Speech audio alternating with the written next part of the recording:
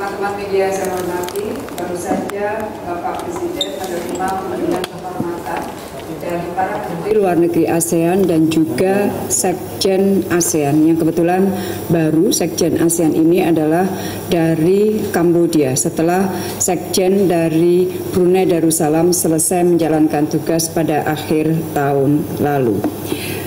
Dalam pertemuan saya laporkan kepada Bapak Presiden bahwa hari ini dan besok para Menteri Luar Negeri ASEAN akan melakukan serangkaian pertemuan yang akan dimulai siang ini, yaitu Working Lunch yang akan membahas mengenai masalah Myanmar.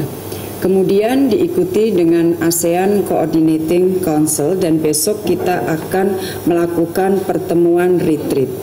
Rangkaian pertemuan para Menteri Luar Negeri ASEAN ini merupakan pertemuan besar pertama yang dilakukan di bawah keketuaan Indonesia.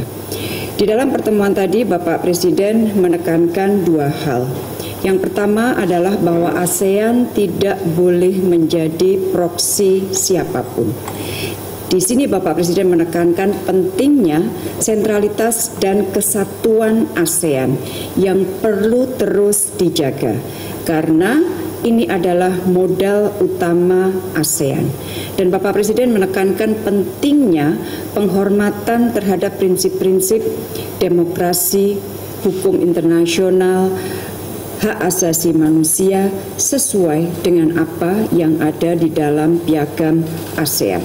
Bapak Presiden juga menekankan bahwa 5 point of consensus akan tetap menjadi mekanisme utama ASEAN di dalam mengadres isu atau perkembangan di Myanmar. Itu yang pertama.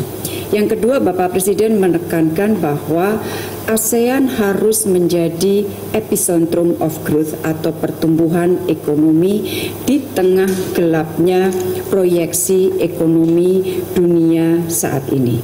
Namun Bapak Presiden kembali lagi mengingatkan bahwa kita akan dapat menjadikan ASEAN sebagai epicentrum of growth kalau kita mampu menjaga stabilitas perdamaian di kawasan.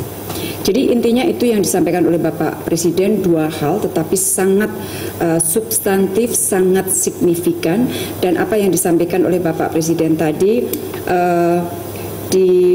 diapresiasi oleh semua Menteri Luar Negeri ASEAN. Beberapa Menteri Luar Negeri ASEAN kemudian berbicara menyampaikan beberapa hal, termasuk Laos sebagai ketua yang akan datang setelah Indonesia. Sekjen ASEAN juga bicara, kemudian Menteri Luar Negeri Singapura dan Menteri Luar Negeri Thailand.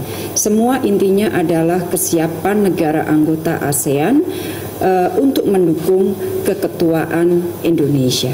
Jadi itu saja teman-teman yang dapat saya sampaikan per detik ini. Mulai siang akan ada pertemuan seperti yang saya sampaikan tadi, dan di akhir pertemuan hari ini saya akan menyampaikan juga press briefing dari ASEAN Sekretariat mengenai hasil bahasan pada hari ini. Terima kasih.